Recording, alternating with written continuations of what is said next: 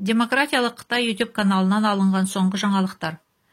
Америка Құрама Штаттары Си Цзиньпинді тұтқындауға арналған заң жобасын дайындайды. Бүгін Американың парламенті тарапынан Си Цзиньпинді Америкаға алып барып соттау деген заңнаманы дайындау бастады. Егер осы заң қол қойылып қабылданса, Си Цзиньпин Америкада сотталады және де оның бастап отырған Қызыл үкіметтік коммунистік партиясы қоса сотталады деген сөз. Өйткені ол Си Цзиньпиннің бастаған Қытай үкіметі қолдан жасатып таратқан коронавирусы бүткіл дүние жүзі бойынша 20 миллион адамға жұққан. Американың өзінде 6,5 миллион болған.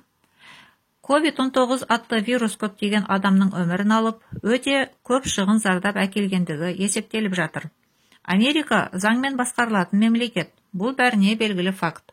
Тарихта осындай шет елдерден Американың халқына, сондай-ақ мемлекеттің тұрақтылығына әсер ететін шабуылдар жасалған кездерде, осы сияқты заң шығарылып, сондай қатал да әділетті заңмен құрықтап, Америкада сотталған бірнеше мемлекет басшылары же шет елінің азаматтары болған. Мысалы, 1940 жылдары Жапония Американың Гоңдау деген әскери базасына шабуыл жасаған. Содан Америка өз заңын шығарып, Жапон империясына қарсылық білдіріп, жойқын соққы беріп, сол әрекеті арқылы Жапонияны тізе бүктірген.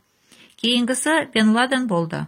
Ол Американың сауда орталығын самолетпен соқтықтырып, неше жүз адамның жанын алған. Сол үшін оны да құрықтауға дүние жүзі бойынша заң шығарып, ең ақырында Бен Ладен де сотталып бас алынған.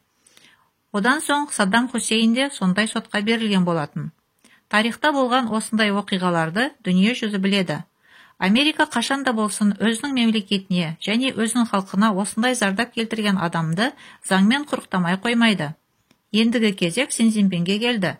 Өйткені Қытай коммунистік партиясының басшысы Американың халқына жасаған зардабы жоғарыда айтылған барлық шетелдерден Америкаға жасалған зардаптың қосындысынан да көп болып тұр. Бұл істі Америка Құрама Штатының билігі сөзсіз бір жағына шығармай қоймайды.